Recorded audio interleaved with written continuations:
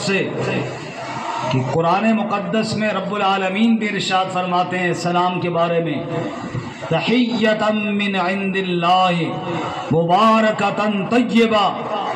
اور لوگوں یہ سلام کوئی عام چیز تو نہیں، یہ تو اللہ کی طرف سے برکت والا پاکیزہ تحفہ ہے۔ اللہ کے پاک نبی صلی اللہ علیہ وسلم نے فرمایا لوگوں اس وقت تک جنت نہیں جا سکتے جب تک ایماندار نہ بنو، اس وقت تک ایماندار نہیں بن سکتے جب تک آپس میں محبت نہ کرو۔ اور میں تمہیں ایک ایسی چیز نہ بتاؤں اگر اس پر عمل کرو گے تو آپس میں محبت کرنے لگ جاؤ گے، اور وہ چیز ہے افشوا السلام بینکم، آپس میں سلام کو عام کرو۔ آپس میں کیا کرو بولو جی؟ ایک تو یہ سلام ہے جو قولی سلام ہے، السلام علیکم ورحمۃ اللہ وبرکاتہ، یہ بہت اونچا تحفہ ہے اللہ کی طرف سے۔ اللہ تعالیٰ فرماتے ہیں 5ویں پارے میں وَإِذَا حُيِّيتُم بِتَحِيَّةٍ فَحَيُّوا بِأَحْسَنَ مِنْهَا أَوْ رُدُّوهَا۔ اس سلام کو عربی میں تحیہ کہتے ہیں۔ کیا کہتے ہیں؟ تحیہ کا مطلب پہلے جب لوگ ملتے تھے نا اسلام سے پہلے عرب ایک دوسرے کو دعا دیتے حیاک اللہ حیاک اللہ، سلام کی جگہ پہ یہ کہتے تھے اللہ تجھے زندگی دے، اللہ زندگی دے۔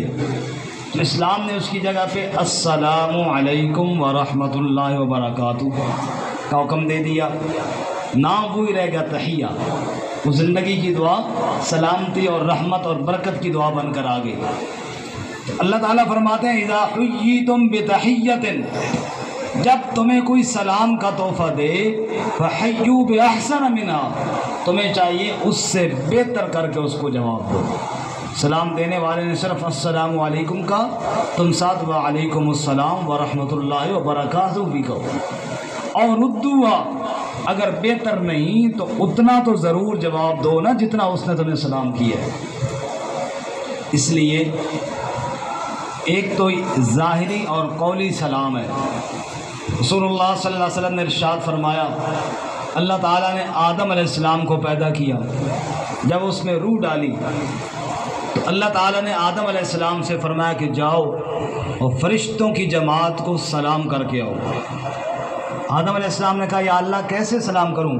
فرمایا جا کر ان سے کہو السلام علیکم ورحمۃ اللہ وبرکاتہ۔ تو گویا کہ ہمارے بابا آدم علیہ السلام جب ان کو بنایا گیا اور چلنے اور بولنے کے قابل ہوئے تو پہلا کام جو کرنے کا حکم اللہ نے ان کو دیا وہ سلام تھا۔ پہلا کام آدم علیہ السلام نے جو کیا وہ کون سا تھا بولو؟ آج ہمارے ہاں کتنی سستی ہے، راستے میں مسلمان بھائی ملتے ہیں سلام ہی کو نہیں کرتے، ایک کا منہ ادھر ہے دوسرے کا ادھر ہے، آگے گزر گئے۔ تو زبانی طور پر جو سلام ہے ایک تو اس کو عام کرنا ہے۔ حدیث پاک میں آیا، وقت نہیں ہے ورنہ حدیث تو کافی یاد آ رہی ہیں۔ وہ ارشاد فرماتے ہیں دو مسلمان جا رہے ہوں، ایک راستے میں درمیان میں درخت آ گیا، دیوار آ گئی، کوئی پتھر آ گیا، ایک اس طرف سے گزرا اور دوسرا اس طرف سے گزرا، یہ تھوڑا سا بیچ میں فاصلہ آ گیا، پھر اکٹھے ہوئیے تو اللہ کے نبی کہتے ہیں پھر سلام کرو، یعنی اس حد تک کام کرو۔ ہمارے یہاں محفل میں لوگ بیٹھے ہوتے ہیں، ایک باہر جائے واپس آ کر کہے السلام علیکم تو لوگ ہنستے ہیں یار ابھی تو اٹھ کے گیا ہے، کون سا لاہور سے آ رہا ہے۔ حالانکہ اللہ کے نبی کی تعلیم ہے یہ کہ فرمایا اٹھ کے باہر جاؤ، واپس آ کر پھر سلام کرو۔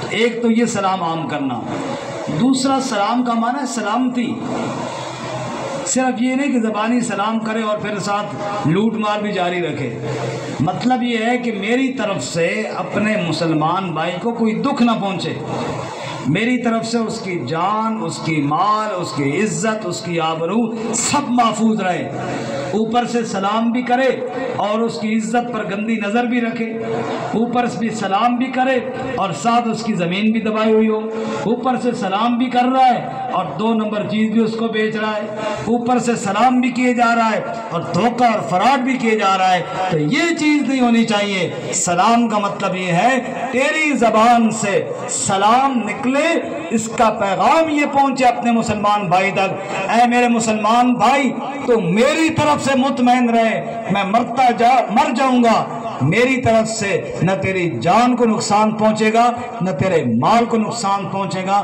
نہ تیری عزت اور آبرو کو نقصان پہنچے گا۔